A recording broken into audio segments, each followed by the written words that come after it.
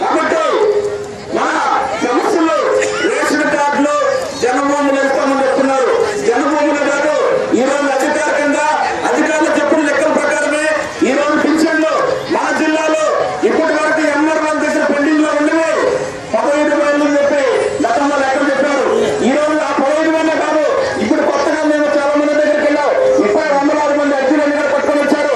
ఇవన్నీ కూడా తీసుకెళ్తే ఇంకొక 5,000, 6,000 అవుతాయి.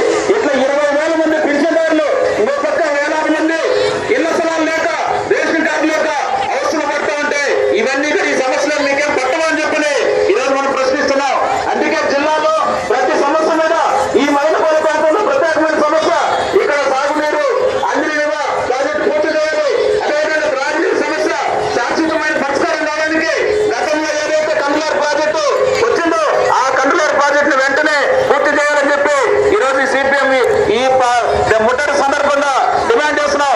అంతేకాదు ఈ రోజు మహిళలు బ్యాంకుల దగ్గర మహిళా డాక్రా సంఘాలు అదేవిధంగా వృద్ధులు చాలా అవసరం పడుతున్నారు. ఇప్పటికైనా 40 రోజులు అవుతుంది, 40 రోజులు దాటుతోంది.